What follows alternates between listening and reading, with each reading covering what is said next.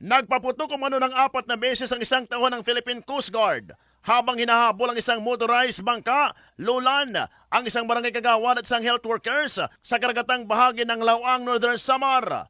Nangyaring insidente noong Martes, September 12 taong kasalukuyan, kung saan sinasabi na ang lahat daw ng pasahero ng bangka ay pawang mga babae. Sa kumakalat na video, madidinig ang sinasabi ng isang babae na bilang isang barangay kagawad, inaaresto ako sa sarili kong motor. Bilang barangay official, sarili ko tong motor. Inaaresto ako ng sarili kong motor. Private ko. Makikita rin sa video ang habulan ng bangkang sinasakyan ng mga personel ng PCG at ang nasabing kagawad. Maririnig rin sa video na binabasahan ito ng Miranda rights. Uhulihin namin kayo, anong pananagutan nyo, may karapatan kayong manahimik. Sige po, sir. Sige po. Sige po, sir. Sige po, sir.